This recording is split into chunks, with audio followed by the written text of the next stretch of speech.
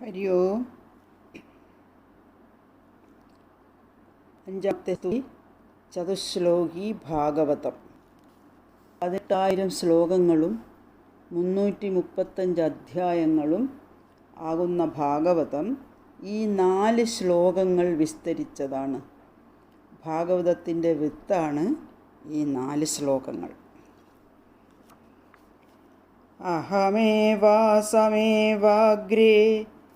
നാന്യദ്യ സദസത്പരം പശ്ചാദഹം യതേതച്ച യോവശിഷ്യേദസോസ്മ്യഹം ഹൃദേർത്ഥം യത് പ്രദീയേത ന പ്രദീയേത ചാത്മനി തദ്വിദ്യാദാത്മനോ മായ യഥാഭാസോ യഥാ തമാ യഥാ മഹാന്തി ഭൂതാനി ഭൂതേഷു ചാവചേഷ്വനു പ്രവിഷ്ടാന്യപ്രവിഷ്ടാനി തഥാ തേഷു ന തേഷ്വഹം ഏതാവദേവ ജിജ്ഞാസ്യം തത്വജിജ്ഞാസുനാത്മനാ അന്വയവ്യതിരേകാഭ്യാം യസ്യ സർവത്ര സർവദാ.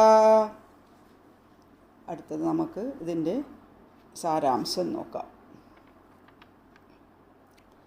സാധാരണക്കാരായ നമുക്ക് തത്വങ്ങൾ മനസ്സിലാക്കാൻ വേണ്ടി ലൗകിക ഭാഷയിൽ നമുക്ക് ഇഷ്ടപ്പെടുന്ന കഥകളും നമ്മൾ ശ്രദ്ധിക്കുന്ന രീതിയിൽ അവതരിപ്പിക്കുകയാണ് ഭാഗവതത്തിൽ. ആത്യന്തികമായ ദുഃഖനിവൃത്തിക്ക് തത്വചിന്തയല്ലാതെ വേറെ ഒരു ഉപായവും ഇല്ല. ഭഗവാന്റെ മഹിമയാണ് സൃഷ്ടി. ഭഗവാന്റെ മഹിമയെപ്പറ്റി പറഞ്ഞ് ഫലിപ്പിക്കാൻ സാധിക്കുമോ? അതിന് സാധിക്കണമെങ്കിൽ ഭഗവാന്റെ അനുഗ്രഹമുണ്ടായാലേ പറ്റൂ എന്ന് പറഞ്ഞ് സമർപ്പിക്കുന്നു. ബ്രഹ്മജ്ഞാനിയാണ് ശ്രീ ശുകബ്രഹ്മർഷി. ആ ശുകബ്രഹ്മർഷി പോലും ഭഗവാനെ ആദരിച്ചും പൂജിച്ചും കൊണ്ട് സൃഷ്ടിയെപ്പറ്റി പറയുന്നു. ഭഗവാന് ഒരു സങ്കല്പമുണ്ടായെന്നും നാഭിയിൽ ഒരു താമര വിടർന്നു, ആ താമരയിൽ ബ്രഹ്മാവ്. അദ്ദേഹം ചുറ്റും നോക്കിയപ്പോൾ 4 തലകളുണ്ടായി. താൻ ആര്, എവിടുന്ന് വന്നു എന്നന്വേഷിച്ചു. കുറേ താഴത്തേക്ക് പോയി, കുറേ മുകളിലേക്ക് പോയി. എത്രയായിട്ടും ഉത്തരം കിട്ടുന്നില്ല. അങ്ങനെ ഇരിക്കുമ്പോൾ ചുറ്റും തിരയടിച്ച ശബ്ദം കേട്ട് ബ്രഹ്മാവ് നല്ലോണം ശ്രദ്ധിച്ചപ്പോൾ തപ തപ തപ തപസ് ചെയ്യൂ തപസ് ചെയ്യൂ എന്ന് തന്നോട് ആരോ ഉപദേശിക്കുന്നത് പോലെ. അങ്ങനെ ബ്രഹ്മാവ് തപസ് ചെയ്തു.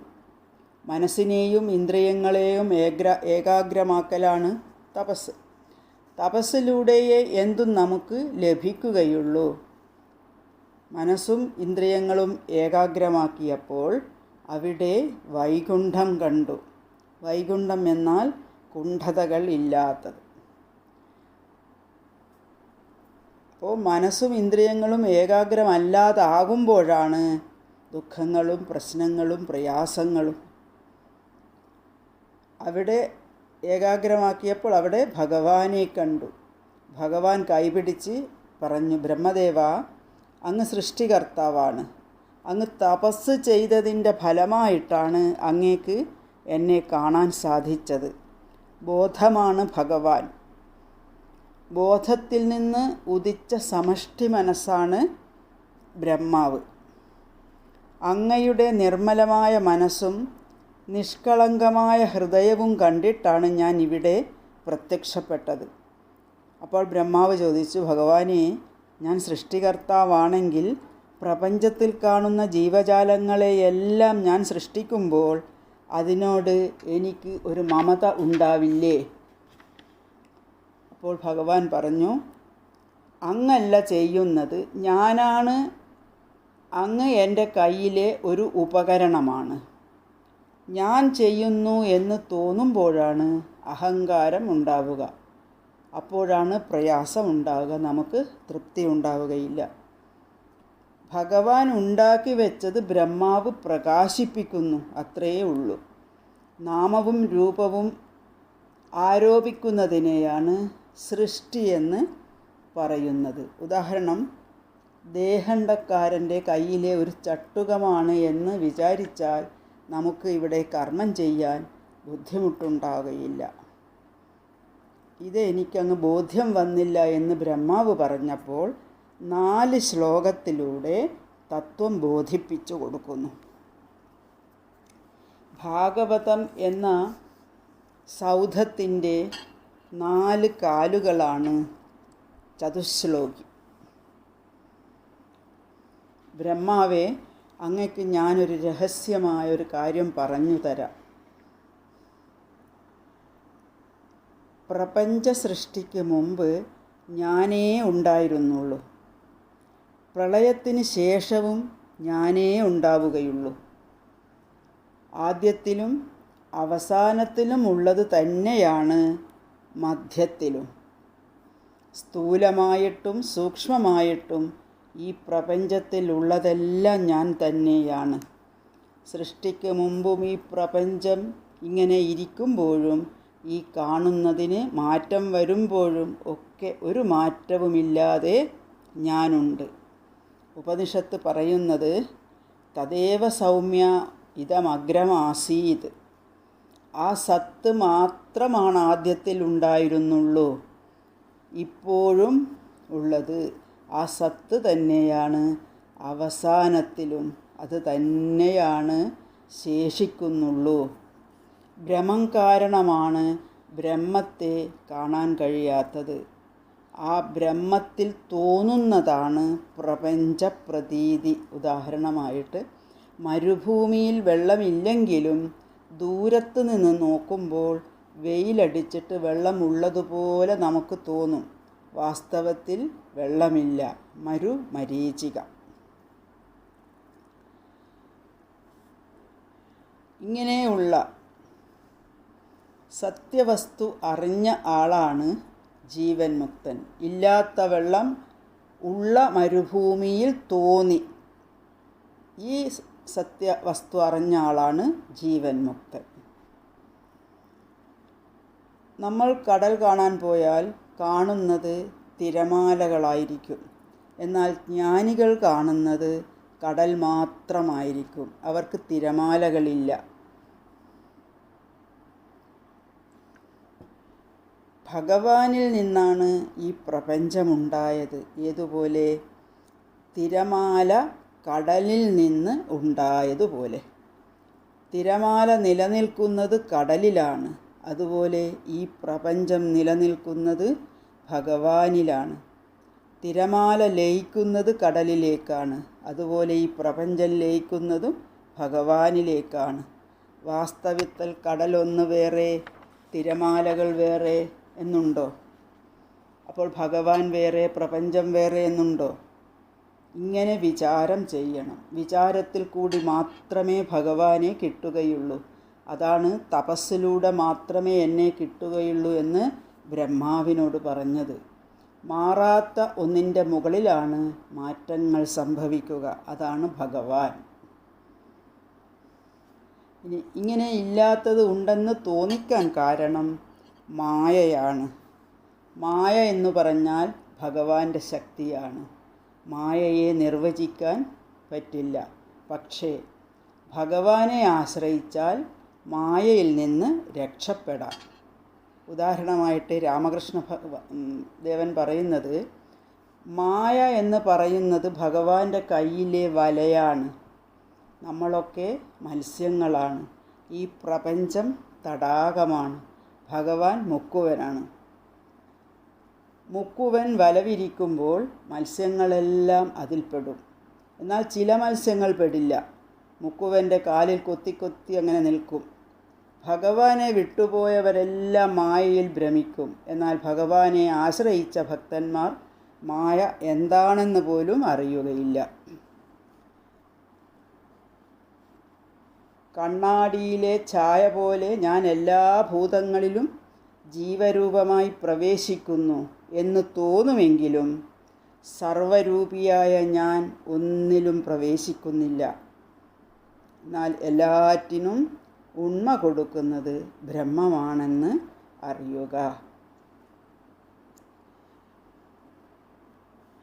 ഓരോ ശ്ലോകത്തിലും ഓരോ കാര്യമാണ് സൂചിപ്പിക്കുന്നത്. ഒന്നാമത്തെ ശ്ലോകത്തിൽ എന്താണ് ആത്മാവിൻ്റെ സ്വരൂപം? ഞാൻ എല്ലാറ്റിലും സാക്ഷിയായിട്ടിരിക്കുന്ന ബോധമാണ് എന്ന് ബോധിപ്പിക്കുന്നു.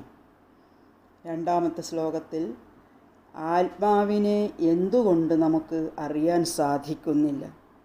കാരണം മായയാണ്. മൂന്നാമത്തേതിൽ എങ്ങനെയാണ് ഭഗവാൻ ഇതിലേക്ക് പ്രവേശിച്ചത്? മായയും ഭഗവാനും ആയിട്ടുള്ള ബന്ധം സൂചിപ്പിക്കുന്നു.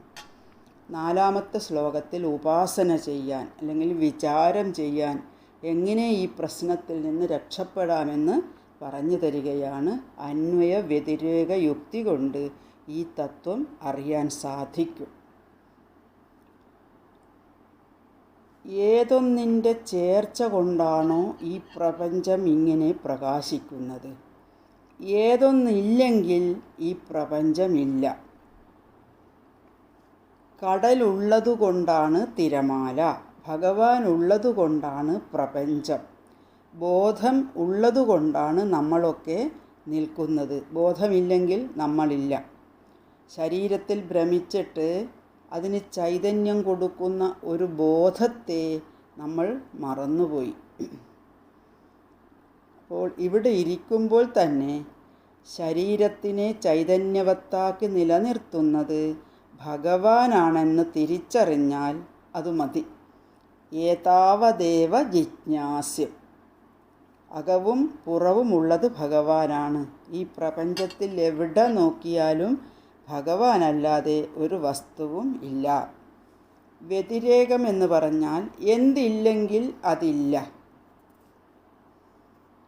ഈശ്വരനില്ലെങ്കിൽ പ്രപഞ്ചമില്ല.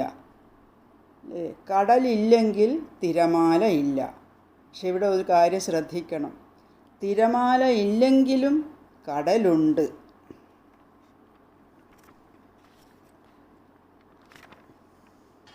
ഞാനില്ലെങ്കിലും ഈശ്വരനുണ്ട്. ഈശ്വരനില്ലെങ്കിൽ ഞാനില്ല. ഈശ്വരനുണ്ടെങ്കിലേ പ്രപഞ്ചമുള്ളൂ. പ്രപഞ്ചമില്ലെങ്കിലും ഈശ്വരനുണ്ട്. ഇതാണ് അന്വയ വ്യതിരേക യുക്തി. ഈ കാണുന്ന നാമരൂപത്തിൽ ഭ്രമിക്കാതിരിക്കുക. നാമവും രൂപവും കാണുമ്പോൾ കുഴപ്പം രാഗം ദേഷ്യമുണ്ടാവും. രാഗം ദേഷ്യമുണ്ടാവുമ്പോൾ ദുഃഖം, പ്രയാസം, പ്രശ്നം, ഉത്കണ്ഠ ഉണ്ടാവുന്നു. മനസ്സ് വിഷമിക്കുന്നു. ഈ പ്രപഞ്ചത്തിൽ നാമവും രൂപവും മാറ്റിയാൽ ബോധം മാത്രമാണുള്ളത്. ഭഗവാനെ ചിന്തിച്ച് വിചാരം ചെയ്ത് മനസ്സിലാക്കാനുള്ള വഴിയാണ്. അങ്ങനെ നിരന്തരം ചിന്തിച്ച് വിചാരം ചെയ്താൽ ഭ്രമം മാറും.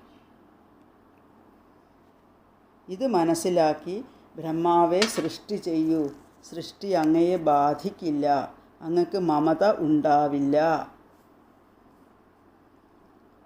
ഭഗവാൻ ചെയ്യിപ്പിക്കുന്നു എന്ന് വിചാരിച്ചാൽ ഒരു പ്രയാസവും ഉണ്ടാവുകയില്ല. എക്സാമ്പിളായിട്ടൊരു പൂച്ചക്കുട്ടീനെ പോലെ. പൂച്ച പ്രസവിച്ചൊരു 3-4 ദിവസം കഴിയുമ്പോഴേക്കും അമ്മ പല ദിക്കിലേക്കും കുട്ടിയെ കൊണ്ട് നടക്കും. അപ്പോൾ പൂച്ചക്കുട്ടിയുടെ ഭാവം ഒരു പരാതിയില്ല. അമ്മയുടെ സങ്കല്പം നടക്കട്ടെ, അമ്മയുടെ ഉദ്ദേശം എൻ്റെ നന്മയല്ലേ, അമ്മ തന്നെ ശരണം എന്ന് വിചാരിച്ച് തല താഴ്ത്തി നിൽക്കും. അതുപോലെ എല്ലാം ഭഗവാനിൽ സമർപ്പിച്ച് അങ്ങനെ ഇരുന്നു കഴിഞ്ഞാൽ ഭഗവാൻ നമ്മെ വേണ്ട പോലെ കൊണ്ടു നടത്തും. എന്നാൽ വെറുതെ ഇരിക്കാനല്ല പറഞ്ഞത്. നമ്മുടെ കർമ്മം വൃത്തിയായിട്ട് ഭഗവാൻ ചെയ്യിക്കുന്നു എന്ന മട്ടിൽ ചെയ്താൽ ബന്ധനം നമ്മെ ബാധിക്കില്ല. എങ്ങനെ? നമ്മളൊന്ന് മാറി നിന്ന് നോക്കിയാൽ മതി. ഒരു സാക്ഷിയായിട്ട് പല്ലിയെപ്പോലെ. പല്ലി അതിൻ്റെ വാല് മുറിഞ്ഞ് പിടക്കുമ്പോഴും അത് നോക്കി നിന്ന് ചിരിക്കും, അതിൻ്റേതല്ലെന്ന ഭാവത്തിൽ. ഇങ്ങനെയുള്ള തത്വവിചാരമുള്ളിൽ ഉദിക്കുമ്പോൾ ഇന്നല്ലെങ്കിൽ നാളെ എപ്പോഴെങ്കിലും ഒരു ഉണർവുണ്ടാകും എന്ന പ്രതീക്ഷയിലാണ് എല്ലാവരും ഭാഗവതം കേൾക്കുന്നത്, പഠിക്കുന്നത്, സത്സംഗത്തിലിരിക്കുന്നത്.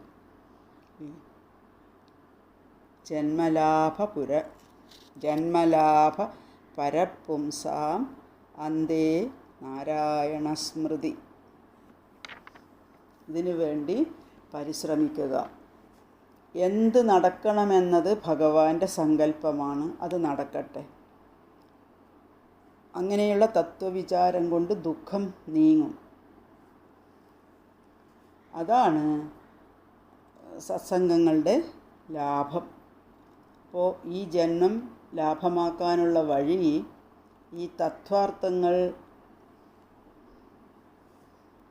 അവസാനമെങ്കിലും നമുക്കറിയാൻ സാധിച്ചാൽ, ഈ കാണുന്നതും കേൾക്കുന്നതും എല്ലാം ഈശ്വരനാണെന്ന് കണ്ണടക്കുന്നതിന് മുമ്പെങ്കിലും ജീവന് അറിയാൻ സാധിച്ചാൽ അത് നേട്ടം, അത് ലാഭം. അങ്ങനെ ജന്മം ലാഭമാക്കാൻ നമുക്കെല്ലാവർക്കും സാധിക്കട്ടെ.